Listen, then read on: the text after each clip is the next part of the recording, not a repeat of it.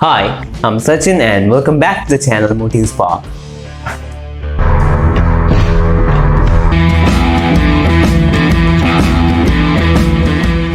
First of all, sorry guys for the delay since the first video.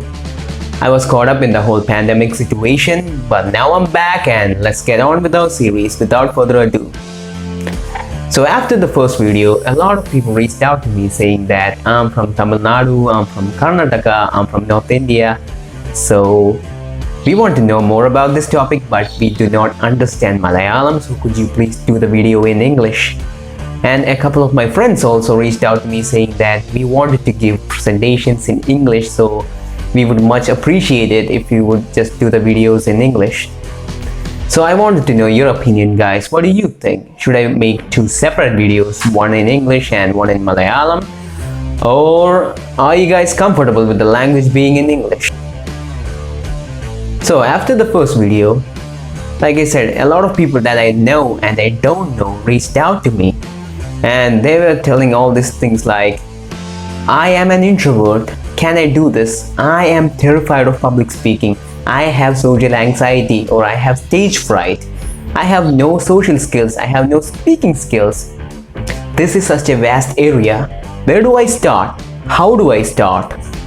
So with keeping all that in mind, I'm doing this video with the assumption that you are a complete beginner and you have no social skills, no speaking skills, no prior experience whatsoever, just like me when I started out. By the way, even if you're an advanced speaker, tag along by all means. Who knows, even you might find something useful that you were not aware about previously. So why did I say in the title that public speaking is simple but you are going to fail miserably at it? See, it's probably because of this one thing. If you got this one thing right, then you probably have 80% already covered. And no, it's not just exclusive to public speaking. It also applies to all areas of your life as well.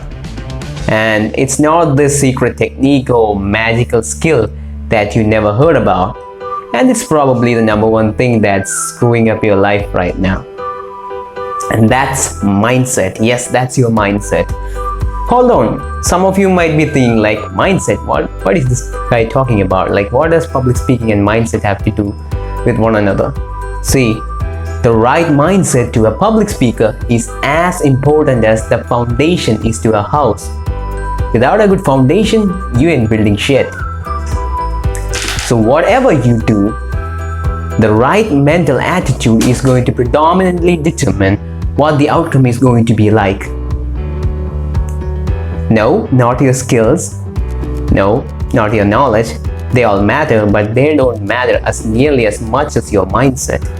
See, I could sit here and speak all day long about the tricks, tips, techniques, tactics, the theory, all that shit.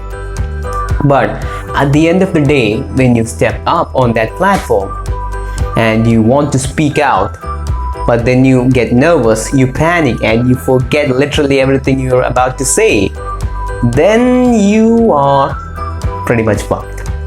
So first, let's go through the things that you shouldn't do or you should do to prevent that from happening. So these are the common mistakes that I usually see in beginners. Number 1. I call this paralysis by analysis. I used to be guilty of this too back then. Even now and then I still am. See, I see people thinking about stuff without taking action. The more you think about things, the less likely you are to actually take action. See, I have seen people come to me like, dude, I have this presentation next week, or I need to give this speech 2 weeks later. Could you please look into it? I'm like, alright. I look at the preparation, the content is good, the delivery is good, all good. Then 3 weeks later, 4 weeks later, they're like, I asked them, why haven't you delivered your speech yet? And they're like, I am preparing, I am analyzing, I need to get more knowledge. They will be like analyzing the shit out of the nuances that they will lose sight of the big picture completely. But when I dove deeper into what was going on, I found out that they were actually deceiving themselves into thinking that they were preparing and gaining knowledge. But in reality, all they were doing was procrastinating.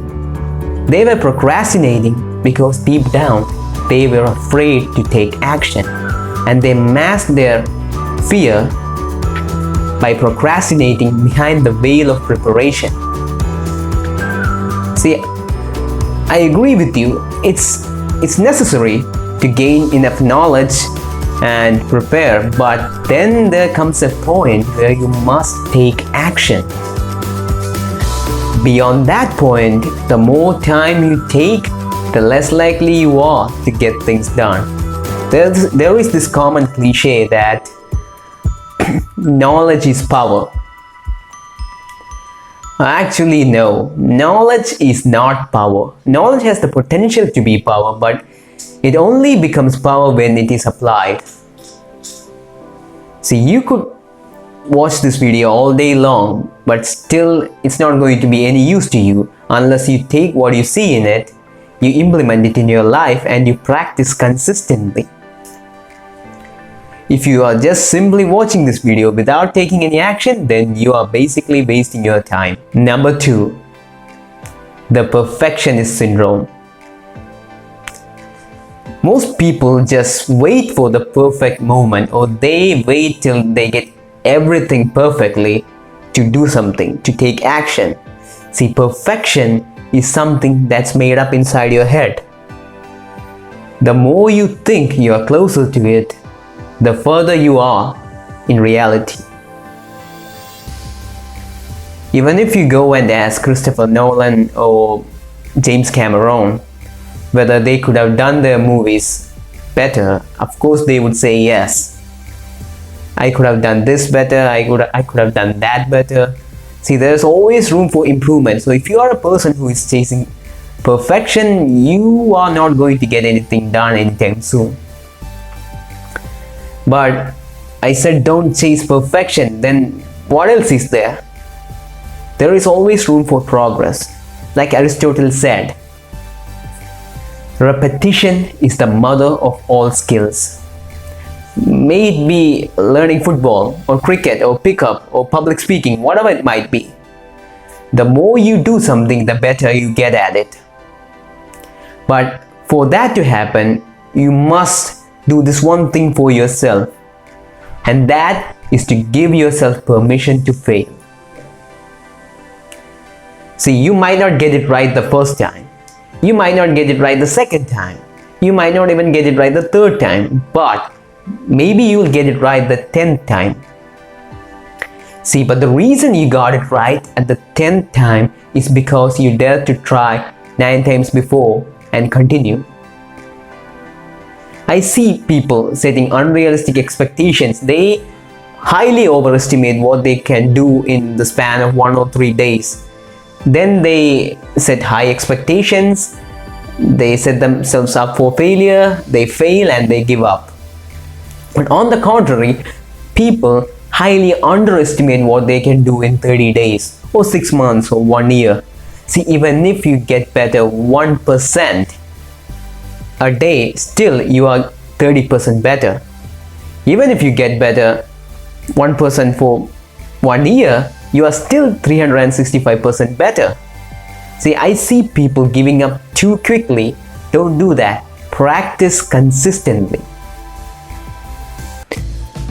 Number 3, the fear of being judged or being afraid of what other people might think about you. See, I'm not going to dive deep into where this stems from, but I'm going to discuss about what are the consequences of dwelling in these thoughts. See, listen to this carefully. Where you put your attention is where you put your energy, and where you put your energy, that area expands. And regardless of the intention as well, suppose you are afraid that you might forget a sentence while you are speaking, or you might stutter, or you might stammer. See, it doesn't matter if you're trying not to think about the things that make you nervous. If you're trying not to think about making a mistake, still you are investing your attention and energy there. So regardless of your intention, the thoughts, they will multiply. It's just like telling someone to not imagine a pink elephant in the room. See, it's hard to imagine that. So the more you generate thoughts like this, the higher the intensity of the associated emotions are going to get. It will go in this feedback loop. See, the more the emotions, the more the thoughts, and the more the thoughts, the stronger the emotions are going to get. And with each and every loop, it will get only stronger and stronger until ultimately you are going to end up doing exactly what you didn't want to do in the first place. So be mindful of that next time you try something, alright? So with that, I will be concluding today's video. I'm trying to keep the video as short as I can, guys. So I'm busy as well. So if you enjoyed the content, hit like, subscribe, click the notification bell icon below. It's somewhere there, left or right, I don't know. So if you have any criticisms, be sure to write them down on the comment section below. So until next time, Sachin SS signing out.